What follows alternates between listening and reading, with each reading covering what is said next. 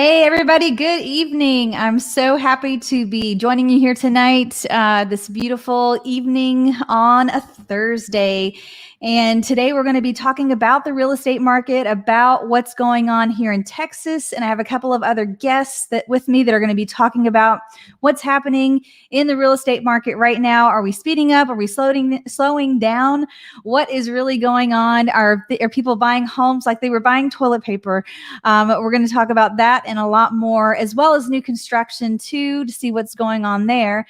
But first, I'm going to introduce you to a couple of guests that I have from different parts of the United States and beyond, because we have one person that's a little bit to our north. So we're going to go ahead and introduce them to you. We have Stuart Odell. Did I say your name right? Stuart Odell? That's correct, yeah. And tell us a little bit about yourself and where you are from. Yeah, thanks, Rebecca. My name's Stuart Odell. I'm a realtor based out of Toronto, Ontario, Canada, and I've been trading in real estate for just under 20 years. Wow. Okay. So you've seen all types of markets. So we're going to get some really good perspective. For sure. I've seen quite a bit, yeah. Cool. And who else? Palm Beaches Paul. If you could unmute yourself and we'll get going. Hello, everyone. I'm Paul Likens, or my Palm Beaches Paul for my YouTube channel. I'm down here in beautiful South Florida, Palm Beach County, east coast of Florida, Boca Raton, Delray Beach, West Palm Beach. I'm a local realtor with Keller Williams Innovations, and I've been in the real estate market for going on 9 years. Awesome. So 9 years too. We'll also probably get another cycle out of that for sure. And just if you are watching and you're wondering, yes, we will be taking questions. So be sure to put your questions in the comment section and we'll be sure to get to your questions. So if you have a question specifically for Dallas or Texas, let me know about the market here. Stuart is covering Canada and is it Ontario, you said, right? Yeah, I'm based in Toronto, Ontario. Toronto. Okay. So any questions about that market? And then obviously, if you are dreaming about your next beach house and you want to talk to Paul about what's going on in Florida, I'm sure he could help you out there for sure. So make sure that if you have a question, we will get to it as soon as we can. But first, we're going to talk a little bit about the market. And I wanted to kind of share with you guys first a little bit about what Graham Stephan had mentioned. So we're going to go ahead and actually have Graham join us for the stream in a slightly different way. But this was one of his recent market videos that he put out, and he had some pretty good pointers and things to say. I want to kind of let a little bit of it run, and then we'll kind of talk about if what he's saying is pretty accurate and true. So I kind of want to skip to, let's see. I think this part right. He talks about toilet paper to start. Gasoline. And a third says that this is the craziest market in 30 years. However, that actually might soon start to change. CNBC reports that the epic housing shortage may finally be starting to lift as a surprising number of listings hit the market in June. Lumber has also started to come down significantly, down over 40%. Oops, sorry about that. Month over month. Pending home sales are surging higher, while economists now say that the housing market could soon hit bottom. So let's talk about what's going on in the craziest housing market that I have ever seen, whether or not it's a smart idea to wait it out, and if we've actually reached a peak before prices begin to bottom.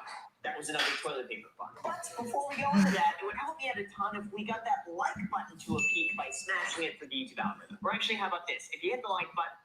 All right. So what do you guys think, first of all, a little bit about new inventory hitting the market? What are you seeing? I'm going to kind of, remove that really quick. What do you guys think as far as inventory there? We'll start with you, Stuart. Tell us a little bit about the inventory. Have you seen it started to creep up a little bit? And what are you noticing in regards to that? Yeah, in our market here in Toronto, no, inventory's always, for years now, probably over a decade, it's always been in short supply. We've been in an extreme seller's market for years. The absorption rate here is under 1. It's like 0.9 every month. So essentially every property that gets listed sells. More often than not, the only thing where I've seen a change is prices have seemed to stabilize.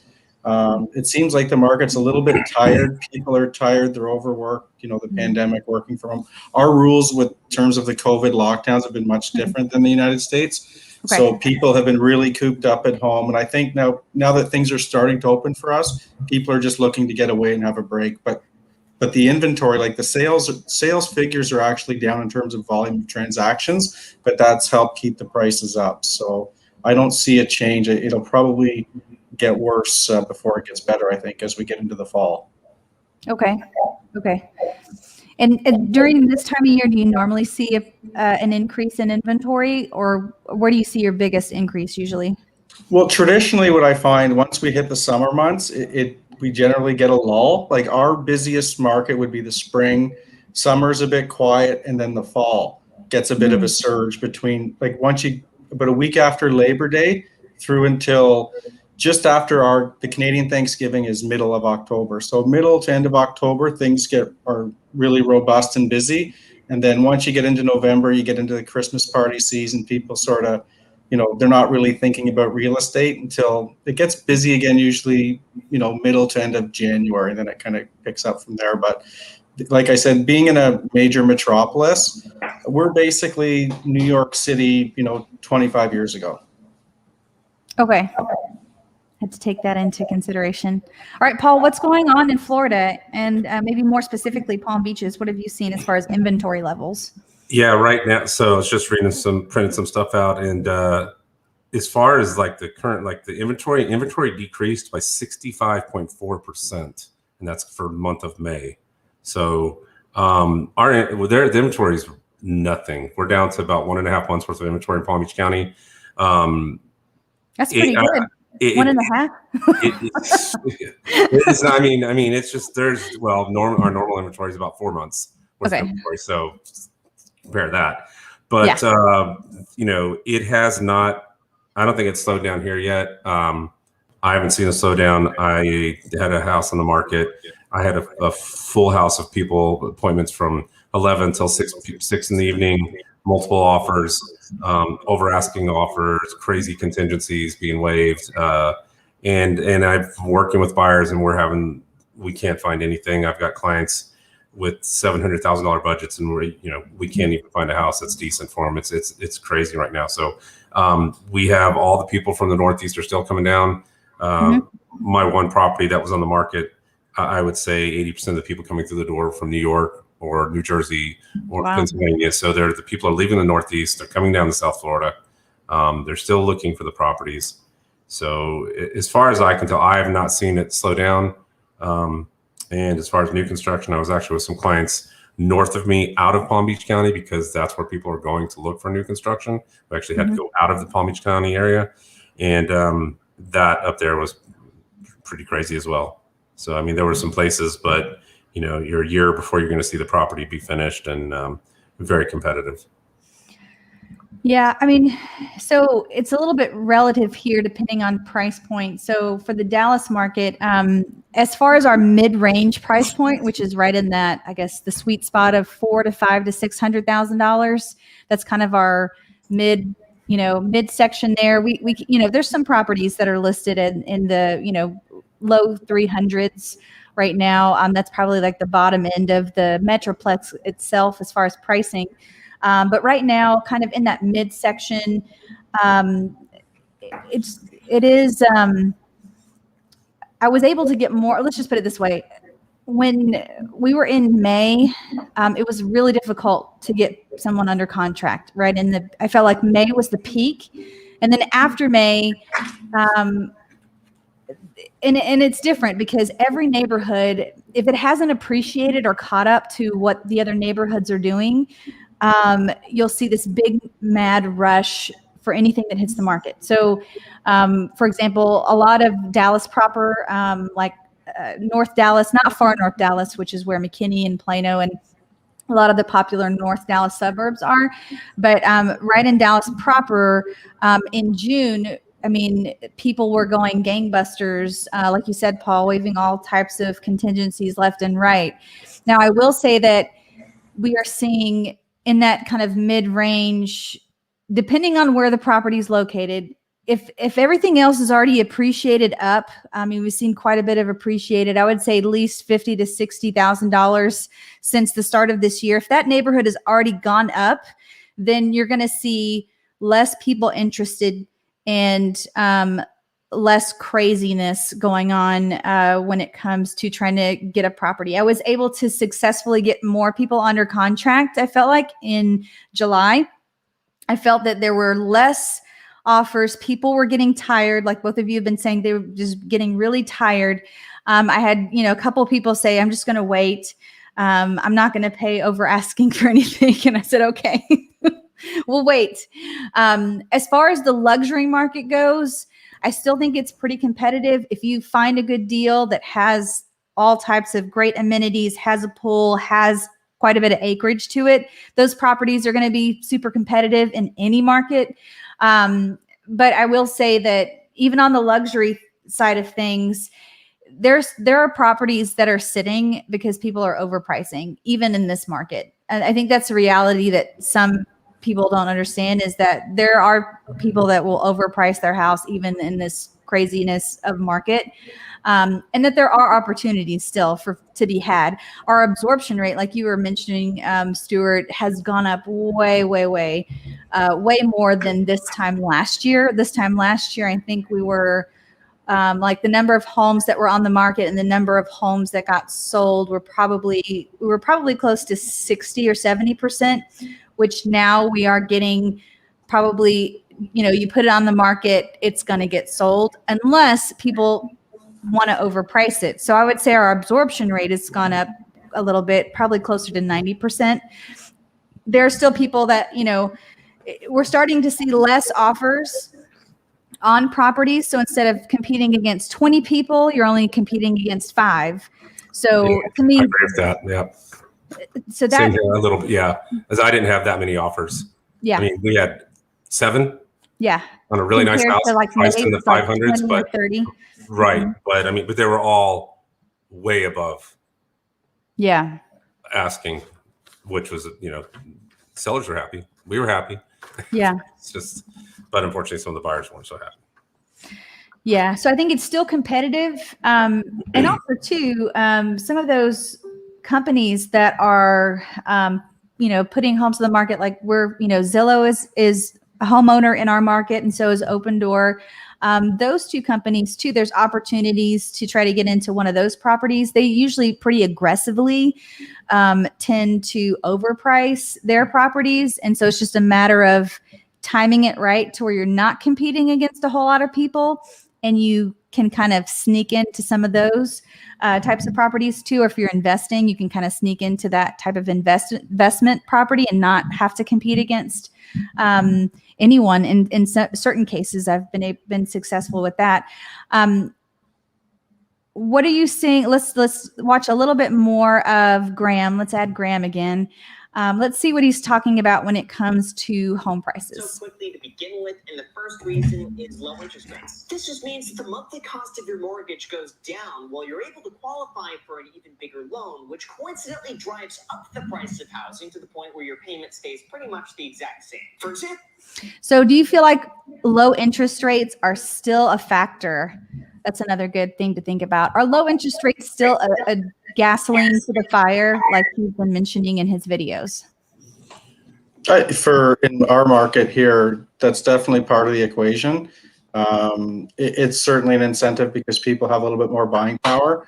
But what they've done here recently in Canada is we have what's called a stress test on the mortgages. So basically, any buyer coming into the market, they have to be tested at either 5.25%, 5.25 interest rate, and people are getting rates right now at around 2%.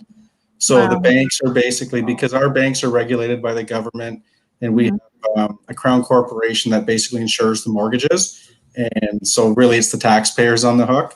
So what they've done is they've built in this cushion by qualifying people at a higher rate in anticipation of when rates do at some point in time go up. So it's pulled about people's buying power down about 4%, but we're not seeing any change in pricing. But like I said, the market's still, we have a pretty dynamic market. People generally underlist the house here. So, if a house is worth $1 million, they're listing it probably at, $799 to $849. Wow. And, you'll get 10 or 15. So, I mean, people sometimes go, oh, it sold for over asking. It was like 300 over. It's like, well, the property was really worth 1 million, 1.1, but that's just, and people are conditioned for it. So that's what I see in my market. That's crazy. I mean, to me, that's kind of I'd want to get as close as possible but like not like get in that sweet spot, like the bidding war, but also like still price it towards not like egregious, like, yeah, I mean, some people at certain price points now are starting to do that. So, like the sweet spot here in Toronto would be the buyers between, say, 800,000 and 1.2 million. As scary as it sounds, that's a lot of first-time home buyers. And so that segment of the market is always really hot, right? Because people are always in the market. But at the higher price points, you go to 1.5 to 2 million. Some people now will list at value and then not hold back the offers. But sometimes that organically brings in a multiple offer, and they get at or maybe a slightly above what they're asking, but it seems a little bit more reasonable, right? Yeah. What about you, Paul? Do you think interest rates are driving the bus? Funny. Yeah, well, I mean, I could tell you that 2 conversations we had on the last house that I had listed, one of the guys was like, hey, look, we have the cash, but we're keeping it because interest rates are so low. We're going to take advantage of it. So we're putting a lower offer, or not a lower offer, but, putting less down. Yeah. So but they show, we have the money. And in a couple other clients I've worked with who reached out to me could certainly pay cash. They're, they can afford it, but they're like, hey, look, the interest rates are so low. Why? I'll let that money work somewhere else. So, I think so. I mean, the interest rates are, they're crazy low. So, it's definitely had effect on people putting offers in. And I think it's affecting some of the clients that I'm working with, whether they would just normally pay cash. They're like, well, and they know cash is king, right? Cash will get it easier, but they're willing. The only problem now is we get into and they have the cash. So the problem with that rolls into the whole appraisal issues and whether or not they're willing to waive or, come out of pocket, the difference. So, but yeah, I think the interest rates are definitely still affecting. Yeah, I think to a certain degree they are, but I think that buyer fatigue is hit, especially a lot of first-time home buyers or even local buyers here for sure. That's really slowed. I think it slowed a lot of people down. The other thing too about interest rates is they've, as of last month, they actually got rid of, I think they increased the, or they restricted it a little bit more for second homes and for investment properties. The interest rate is a little bit higher now. And I think that's also, it's helping first-time buyers because that means less investors because they are trying to increase the interest rates there. But I think that there's so many first-time buyers that have fatigue. So as a combination of knocking investors out because of higher interest rates or even second homes too, there have been a slowdown in those 2 waves because when it first got really big and fast and ugly, I felt like you had investors, you had second home buyers, you had first-time home buyers, you had all these people flooding, those that are relocating to, a place like Texas or even Florida. Those are hot relocation places. You had like 4 different groups of people, plus those that are trying to move within the state, right? So that's a whole pool of people that are just all at the same time. And I think that once interest rates knocked out investors and then buyers got tired, now it's starting to slow a little bit. Not to say that we're going to, it's like reasonable, like, you can put an offer for a property in, $20,000 over list price and there's a pretty good shot that you'll get it. Whereas before it was like $50,000 over list price, $80,000 over list price. We'll waive the financing. We'll waive this. We'll waive that. Just all kinds of crazy things happening. Yeah, I've definitely seen I've had, on the past 2 listings, I had people say, hey, do you have offers and where they at? Do we even bother want to put an offer in? I was like, wow.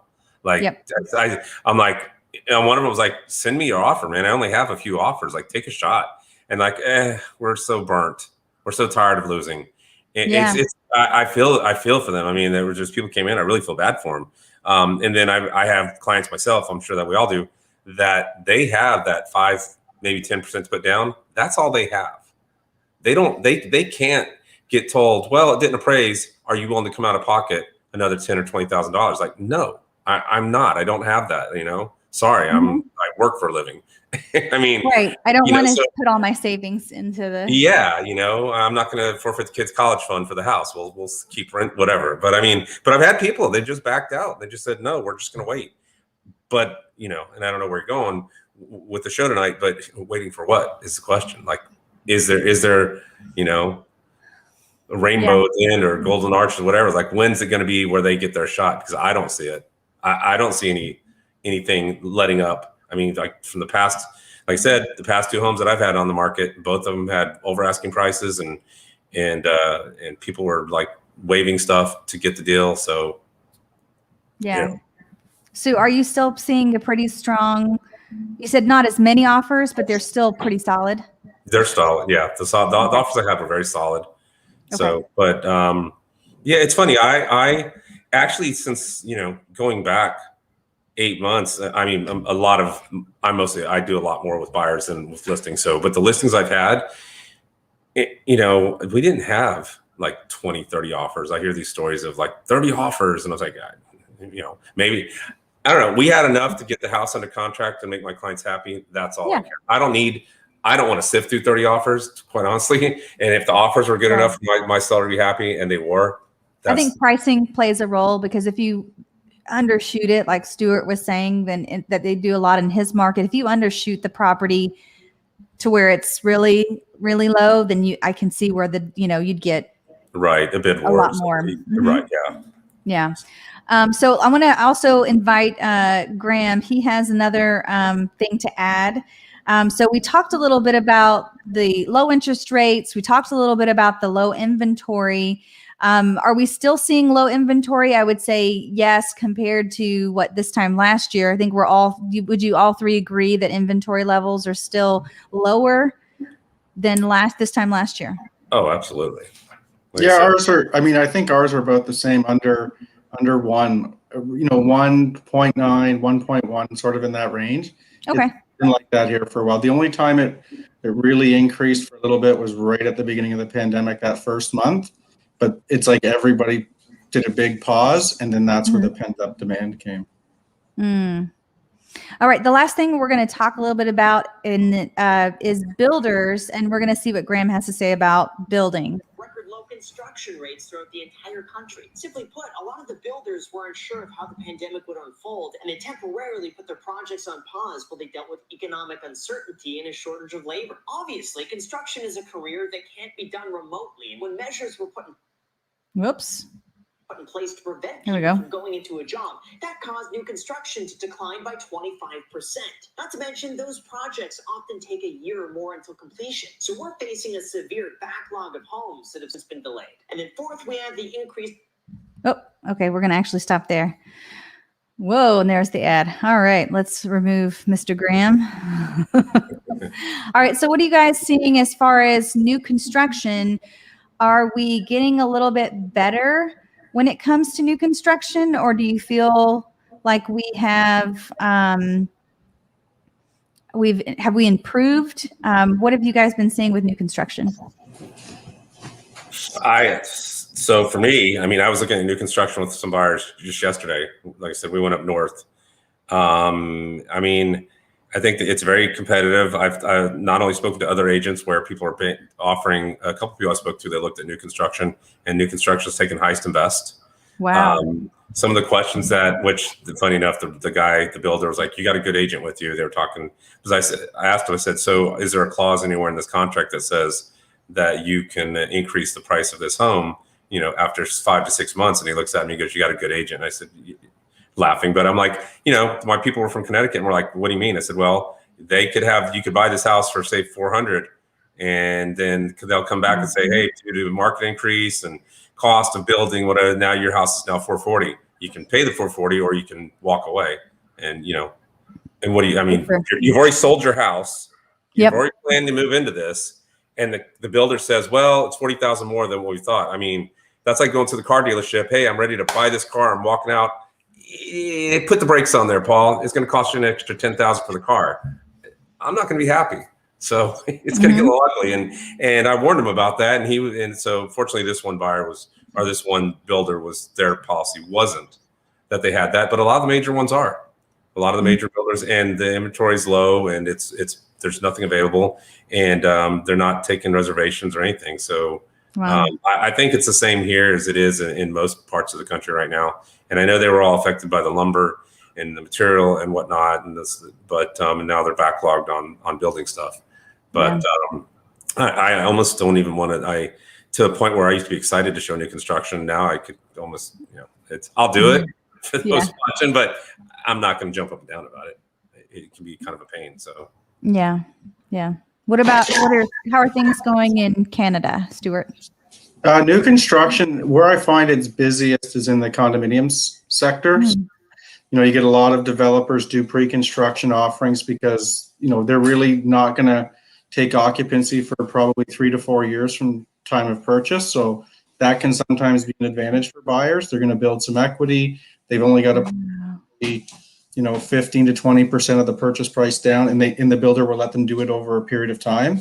So you're floating the interest on that, so it's more cost effective. But like Paul indicated, a lot of the developers and builders here have clauses in their contract. So if you don't have an agent and you don't know how the game works, they do have clauses where if they have to incur extra costs like building materials, we even have developers here have been, and a couple of them have exercised it, where they have a clause where they use if they don't get suitable financing. So if all of a sudden the market goes up a bunch, they've gone back to people and said, we're increasing the prices. And they give them their deposit money back. They don't even give them the option because they're going to remarket the property. So at a higher price point. And then there's people that have had their deposits tied up for 2 years, and now they're priced out of the market because the market's gone up so much. They get put back into the market. Now they can't afford the property. So we do have a housing crisis here. Same with investors. Rents are going up exponentially. A 1-bedroom condo now is about $1,900 to $2,000 a month. And that's for about a 500 square foot condo. And because the market's gone up, the investors are selling off the properties because they want to cash in. And now you're displacing tenants, and the tenants can't afford, because if they've been renting something for 5 years, they're paying well under market rent. Well, now the rent's going up by double.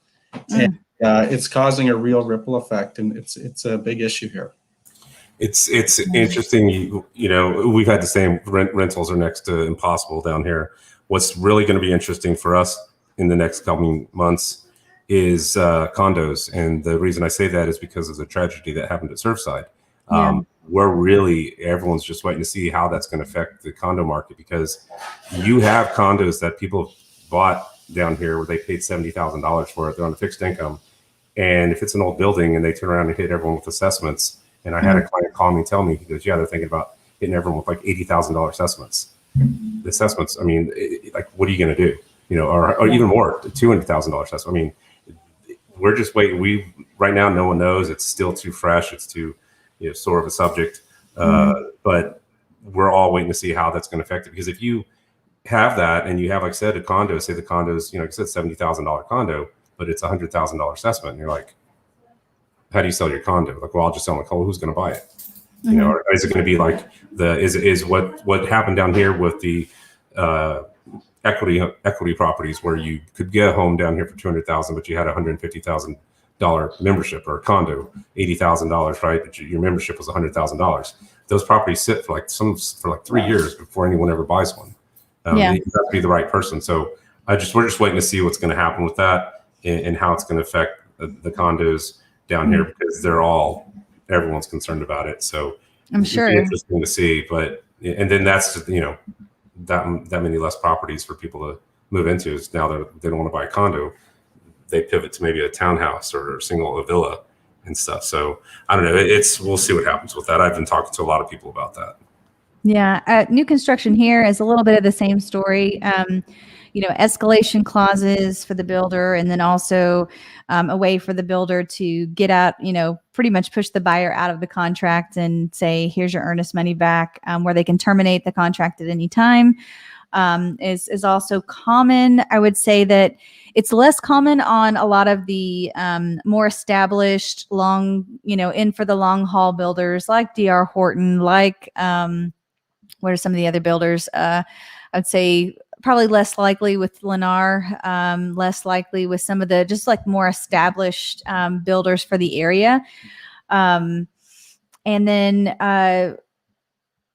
they're still having wait lists. I mean, even in the upper price points that, we're talking, just under $1 million, $600,000, $700,000, $800,000, $900,000 properties, and homes still on the wait list. Not sure if we're going to be able to get a home this next time or next year, or how long are we going to be waiting? There's no repercussion for builders right now if they're running late, or if they want to do, they can pretty much do whatever they want to do, which is kind of scary a little bit too, because I feel like it gives them a little too much power, and prices they're continuing to go up and increase, have like weekly or monthly increases, which to me is surprising, because I do feel like it's at some point, they're going to be so highly priced that nobody's going to want new construction anyways, because why get new construction when it's 3 times the cost of a resale property? So I just don't, new construction, if you can get it sooner as opposed to later. I mean, the same goes with resale, and the prices are going to, I feel like, going to continue to go up and rise, maybe not as steep as they were back in May or even April, but they're still going up. And I want to kind of bring Graham into the conversation a little bit more, because he's going to talk a little bit about high costs. Let's see, where'd he go? Come on, Graham. Increased cost of building materials. In Oh. the last year, lumber prices have increased We as talked much a little as bit about it, 400%, adding on roughly $36,000 to the cost of buying a new home. And the increased cost of materials does not apply to just wood. Supply chain issues and limited capacity also raise the cost of installation, steel, plumbing fixtures, paint, stone, and everything else it takes to build a house. So what winds up happening is all that increased cost gets passed on to you as the customer. In fact, a study found that homes went up an average of 18% just from that alone. I say all of this because the reality is these conditions cannot last indefinitely. At some point, interest rates are likely to go back up. At some point, it's going to be a buyer's market again. At some point, building materials will come down in price. And now it's beginning to look like it's happening a bit sooner than we expected. All right, so here's what's happening today. CNBC now reports that in June, new listings have increased 5.5% year over year and 10.9% month over month compared with May, which means... All right, I want to kind of stop a little bit there and kind of jump to, hang on. I should have had this like sped clipped. Let's see. So we've got, where's this other slide? Here we go. Okay. So we've got, come on now. Okay. So we got rising sales, more inventory, materials costs. So kind of the opposite of what he just mentioned. So, I keep doing that. Sorry. This makes it look funky. Let me take Graham off stage. Thank you, Graham. All right. So I do feel like lumber costs, even though they were going up, I do feel like they have they have gone down a little bit. And then what about in Canada? Do you feel like the lumber costs for materials have gone down? Are they going up still? I think the lumber is stabilized, maybe gone down a little bit. In fact, we're actually going through a renovation in our own home right now. And part of the quote of the contractor, he could give us all of his labor and stuff. But he said when it comes to the lumber, that could change. What was interesting though, the hardwood flooring cost didn't change, but the lumber around the framing, like because we were doing new doorways and trims, all of that sort of lumber had an increased cost. But the oak, quarter sawn hardwood, like true hardwoods, they were the same prices before. So it seems in certain aspects of lumber, and from what I researched and found out, the biggest issue is just the logistics of moving the lumber and stuff is what's added to the cost. It's not so Yeah. much production, but actually getting it to the distribution centers and so on and so forth. Yeah, the supply chain I do feel like has been a little bit lacking, but it's getting a little bit better. I think it is recovering a little bit more. But I'd be curious to know what you think, Paul. And do you think that lumber is going to, what's lumber doing, and where do you think it's going to go? You think there's going to be an improvement when it comes to new construction down the road? That's the mystery question, isn't it? I mean, I was just while y'all were talking. I mean, it looks like it was at the price at 712. Now it dropped down to what, 649. So from a 52-week high of 1670. So I mean, it looks like from the data that I was just able to pull up, the current cost of lumber, pulling it up on Google real quick, gone down. I mean, if it goes down, that's good. Honestly, I haven't really followed it that much. I mean, like I said, I haven't done a lot with new construction this past year. A few people have looked, but I mean, if the costs come down, obviously that's going to be good for everybody. Like you said, though, the price of new construction right now is just kind of skyrocketed. It really isn't a turning point. It used to be where people said, well, for a little bit more, I can go and get a brand new home and have a warranty and a brand new roof and brand new shiny nickel, right? Shiny penny. Yeah. It's not the case anymore now. It's like it's so much more expensive, and then all the changes that they're doing. So I don't know. I don't. The gap. There's a bigger gap between resale and new construction. I don't have a lot of people right now. I used to have more people asking to go look at new construction. I think everyone feels the same way. We've all heard the same news. We've all seen the same thing, and I think everyone's kind of just. Which wait list do you want to join next? Yeah. I mean, and when you talk to people and they just they're going highest and best on new construction, then people are getting burned, and some of the stories I've heard haven't been good, and they tell their friends, and then it just kind of goes around. It's like anything in our industry, right? It kind of starts and it's a seller's market, and then one person says it, another person says it. Maybe we all need to start saying it's a buyer's market. It's a buyer's market with the price. Right. Yeah, for sure. So I want to end this little segment with where you feel like we're going to be headed towards the end of this year. What are your predictions? We don't have a crystal ball, but I'm sure we all have our guesses or our inclinations as to where the market might go here in the next couple of months while we wrap up 2021. So we'll start with you, Stuart. Where do you feel like the market is headed? I think the market's just going to continue along. We may not see a great deal of price growth. It'll be probably 5 to 8% in my market anyhow. I think it'll stay. There's a bit of a lull now. So I think if you're a buyer and if you find something you like, now is the time to jump in. There might be a little bit, like you had said in some of your cases, less competition, not no competition, but less. But I think we'll get an uptick once people get back to school. We don't know what's going to happen with COVID. If kids are going to be locked down, having to do school from home, people are working from home, they need more space, right? So that's kind of an impetus for it. People are because we live in an expensive city, they're moving to the suburbs. Our suburbs, their growth is like 30% year over year. Wow. So we still have, I think things will pick up through the fall, probably, again, that September to November.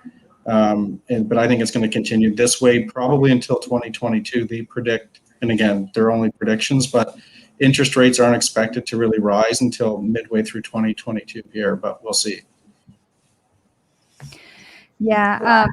What do you think, Paul? What's going to happen? What's your prediction for what's going to happen? Florida, the funny thing about Florida is the growth of people moving down here can depend a whole lot on the weather. If we can make it all summer without any major storms, it doesn't. Storms, hurricanes will just completely kill us. So if we can get through that, I think it's going to stay where it's at right now.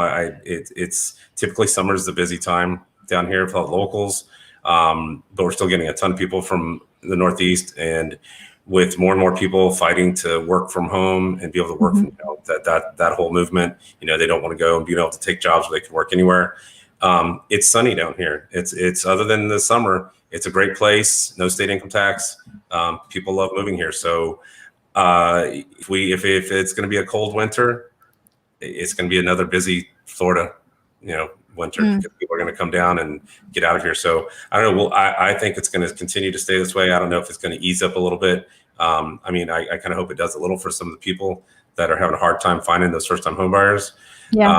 And also, we'll see what happens if they start releasing. If we starting to see more, any foreclosures or any of those come to the market, how that could affect the market if they start, those getting through the courts and all that. But I don't know. Well, it's for right now. It still seems to be the same way it's been the past couple months. I don't see it slowing down too much. Maybe just not as many offers, but still pretty strong.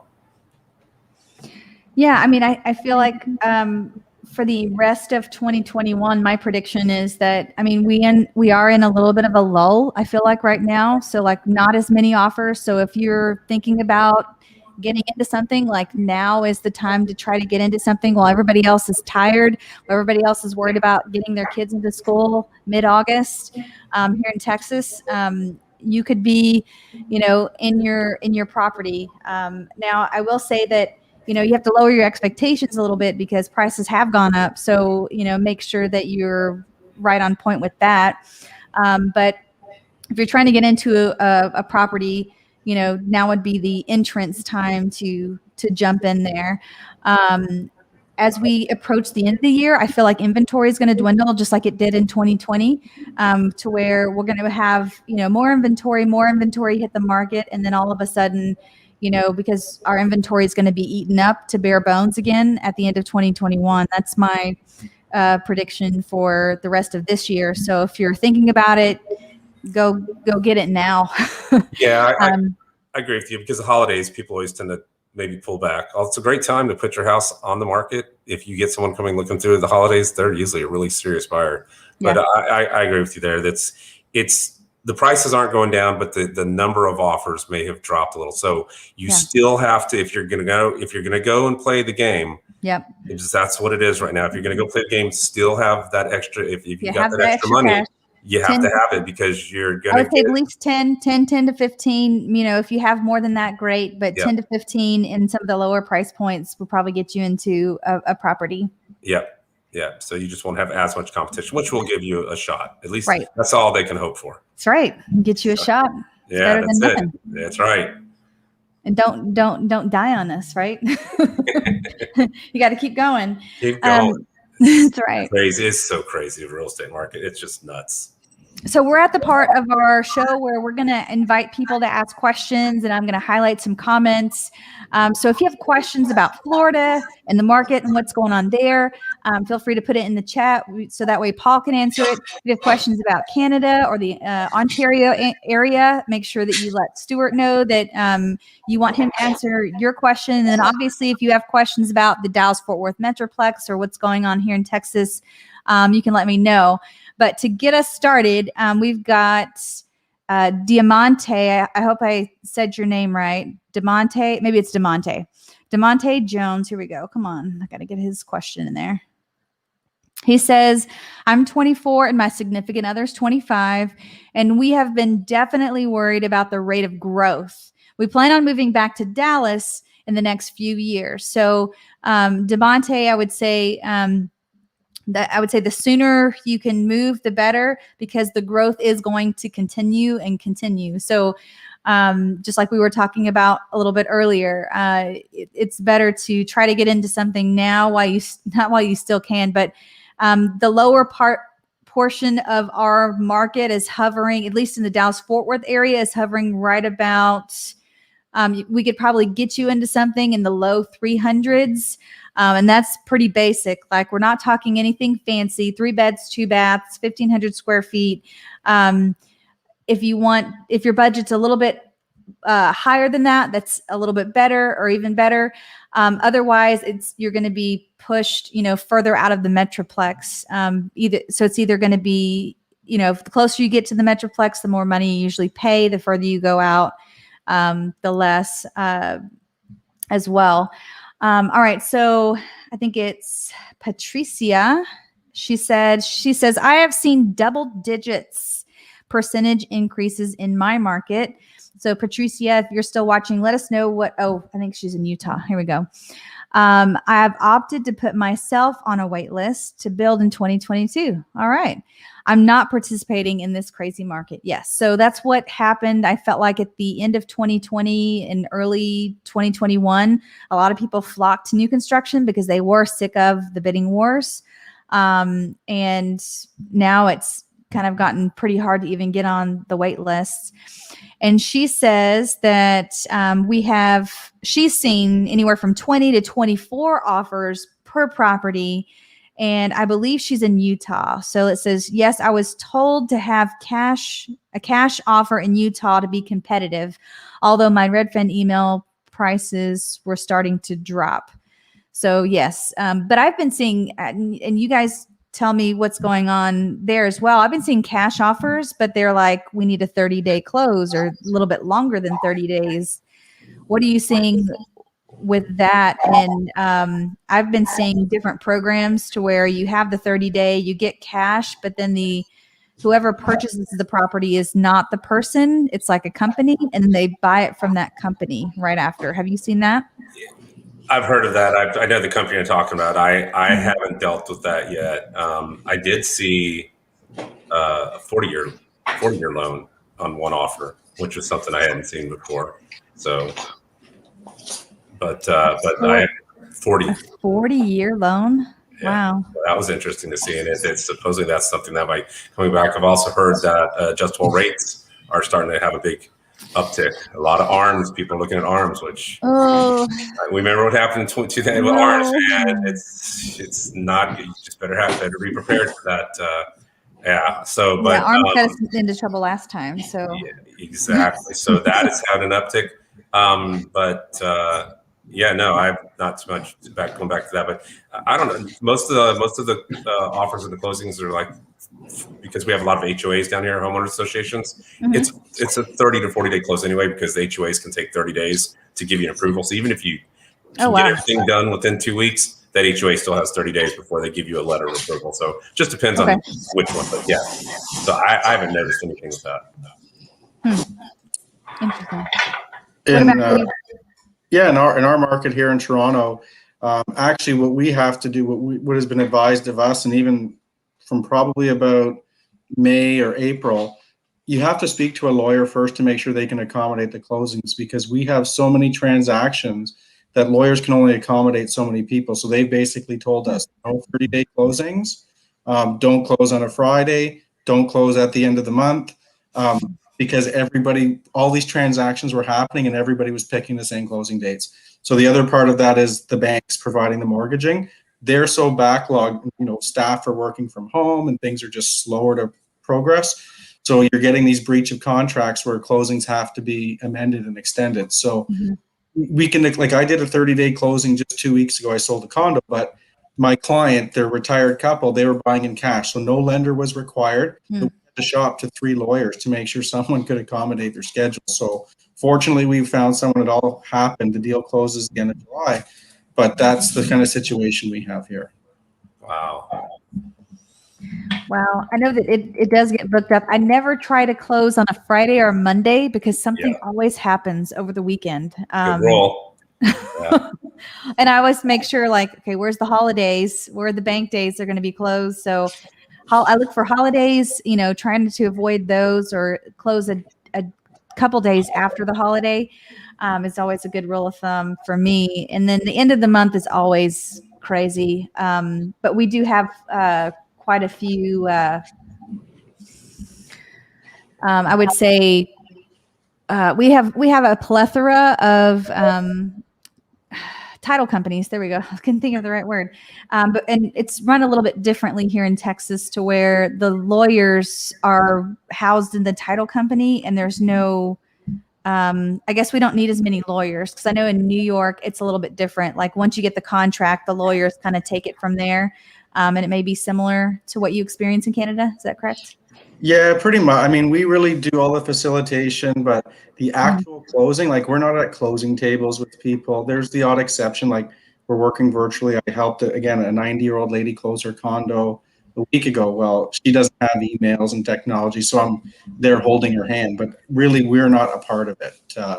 not like you guys are. So it's completely different. It's a little bit different. Yeah. Yeah, we're there to celebrate and hand them the, pat on the back, get that photo op and congratulate them. And, here's a nice basket of something and, whatever. But yeah, we're the same in Florida. We have the title companies that do all the transaction. You can hire a lawyer if you want to. So, but the title companies pretty much handle all that aspect of it. Yeah, for sure. Well, cool. Well, do you guys have anything else that you want to add about the market before we wrap up, before we end our almost hour? No, I think Florida's still going to stay busy. It's still that destination state for all those looking to retire, snowbirds, and a lot of people are just getting out of places where they still feel the taxes are really high and they want to come live here. The trade-off is, we do have the weather that you always have to be concerned about. But I mean, you have weather everywhere, right? So, it's you hope that no hurricanes hit and stuff. But I think it's going to continually stay busy. Be interesting to see what happens. Hopefully the inventory, there'll be some more homes. Right now the inventory is still low, but it still seems to be steady. I know I'm busier than I've been last year, and this year is on track to be even busier. And I don't consider myself like some of our fellow agents, multi-producing type agent. Like I'm not doing like 50 transactions 30 like they are. So, and but I'm busy. You need some personal time too. Yeah. Oh, listen, I live in Florida. I live in paradise. I need time to go ride my skateboard, right? That's right. Get out and enjoy. So, but no, I mean, it's an interesting time, and the people still need our help. So it's just our job to guide them. As Stuart said earlier, helping people, especially in the new construction, kind of guiding them and letting them know, hey, if you want to do this, you can do it, but just be aware that we need to look at that contract a little closely and see what their clauses are. So, but that's all I have from somewhat sunny South Florida. It's been raining a lot. What about you, Stuart? Any last thoughts? Yeah, I just want to thank you for having me on. No, here in our market, I think, again, we've got a pretty busy and active market. I think that's going to continue. I think it's probably like any major metropolis. We're surrounded by so many different industries. People come from all walks of life. Our immigration, again, our economy is usually run by immigration. Immigration's been closed through the pandemic for the most part, which is ironic because things have really blown up. And they're saying in Canada, we can start to expect 400,000 new people per year, which is like another 100,000 above what they're used to. So I think housing is going to become a bigger challenge than not. And we have a lot of restrictions around. We have a lot of protected land. So it's not just an urban sprawl where you can build wherever you want. There's a lot of protected land. The citizens fight for that. So I think it's going to be more difficult than ever going forward. I did not know that about, I guess, since the door's been closed, right, for Canada. And then when is it supposed to open back up as far as people wanting to purchase from out of country? People have always been able to purchase from out of country. We do have a foreign buyer's tax. So if you're just looking to park money, they will tax you 15%, and you're paying that up front at time of purchase. But we are having people come from all over the world just because this is a melting pot, and the tech sector is really big in Toronto. It's like the job market. It's really hard for employers to keep good employees, right? They're all scavenging from one another, and in Toronto, we're kind of the center of that, or a lot of that. So that's why I think our market's so robust. But yeah, people are coming from different countries. We've always had a big flow of immigration. Like I said, 300,000 per year. That's for the whole country, but the majority of those people end up in Ontario. Wow. Stuart, can I ask real quick? So, sure. Are people able to leave Canada now and come back down to Florida? Well, so we can. There's all kinds of like my in-laws actually live in Charleston, South Carolina. So we were going to do a family vacation. So we had to do some PCR testing. We're all fully vaccinated. The problem wasn't so much going into the U.S. It was more coming home. A lot of restrictions that we would have to do with PCR testing so that we don't have to quarantine. But what we found was we could drive our vehicle to a town around Niagara Falls, which is a border town to the United States, They would tow our car to the Buffalo airport. If we flew in a helicopter, we were totally fine. But if you drive over the border, it's an issue. So there's a lot of really goofy things going on right now. And I think it'll get sorted out. And I'm hoping by the end of the summer, maybe a little bit sooner. We're going into our step 3, they call it, of the next phase for opening up the province of Ontario, where I am. So we're starting to get a little bit more. Our vaccination, I think, we're at like 60% of our population. My wife just reminded me earlier today. That 60% of the population is vaccinated. So I think once we get to 70 or 75, then they're going to really open things up. But I know there's a lot of pressure from both governments, because obviously these border towns really thrive on travel and so forth. So we would love to be down to the States, but the logistics of doing it it's just not worth it.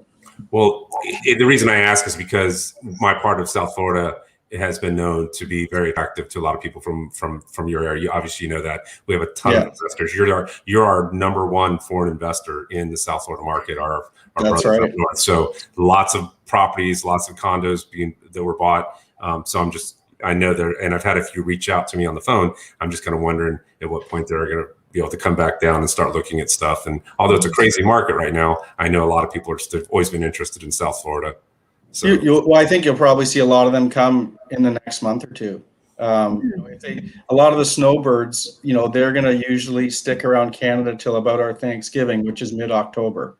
So if they're looking to buy, I would think sometime maybe a little bit prior to that, or probably from that point to December. I know I have a couple of clients that have properties in the different parts of Florida, and when this all first went down, they literally just panicked, packed up their stuff, flew home. And they're like, we're never going back there. But you talk to people now, and as things sort of calm, their attitudes have changed a little bit. But I think you'll see a lot more Canadians looking to escape down there in the next few months for sure. Excellent. Especially, we have miserable winters, right? So I'm sure that's why I've met. Boom. Yeah, that's why I met so many of them, and had so many just meeting and talking to people just from being in restaurants and places. So so thank you. I appreciate that, and it's nice to meet you. And Rebecca, thanks as of course for having me on as well. I really appreciate it. It's always fun to talk and kind of get to talk to other agents from across the world. So, No, really, really cool. I'm glad that we can start to see some more Canadians here in the next couple of months too, because there was somebody that reached out to me, but right before the pandemic, and now I'm got an opportunity to reach back out and see what their plans are, if they plan to relocate here or if they're just going to hang tight still in Canada. So it's funny. I have clients that actually moved from Toronto to McKinney, which I know was a suburb you mentioned earlier. And that's my where wife's and my wife's headquarters, I guess it was it's called Dynata. It's a tech company. They're based out of Plano. She has lots of colleagues that are in and have moved to that Dallas sort of Fort Worth area. So my wife's obviously more familiar with it than I am, but I do know some people there, and it sounds like a great place. We actually talked. There was a potential for us moving there, but we're staying here in Canada for now. Well, it'd be good to have them back, because as funny enough, but it's a boot time they get down here to Florida. That's right, eh? Hey. Yeah, my son teases me like that now. He'll say things like because we have Tim Hortons, which is a well-known coffee shop. So there's all these little Canadianisms, I guess, that I guess I don't notice that I say them, but obviously we do. That would make a fun video, Stuart. Just make a video about all of the things that Canadians say that are different. That's a good call. I'll do that. I'll put something together for the next YouTube video I make. There you go. Funny. There you go. Rebecca, that's what I was saying, you know what? So when I was asking that, I've had the idea to make my video, welcome back to Florida. It's like a boot time or something like that. Come on back. That's right. So have a fun video to all my Canadian friends. And I got a fellow realtor down here. She goes, I'm from Canada. I'll give you my Canadian flag, and you can put it back there. And I said, we'll have fun with this. So maybe Stuart, we'll do something together. Sounds good. We can collaborate. Good. Perfect. Rebecca, thank you, Stuart. Nice to meet you. You're welcome. Nice meeting you both live, and I guess we'll look forward to chatting to you in the group online. Absolutely. Yeah, sounds good. And Stuart, where can people find you? Do you have if they search your name on YouTube, will they be able to find your channel? Yeah, I have either through my name, and it's Living in Toronto is my Living in Toronto. can find me there. It's a new channel, but I am adding content to it pretty regularly. So hopefully I'll start seeing that grow as well. Good. And then Paul, where can people find you? Just if you go on YouTube, Palm Beaches Paul, look for me there. I'll be riding a skateboard or a bike somewhere near you, showing beautiful sunny South Florida. And on Twitter as well, you can find me on Palm Beaches Paul and on Instagram. So yeah, just showing off paradise one day at a time. Sounds good. Well, thank you guys, and thank you all for watching. Appreciate it. We'll see everybody on the next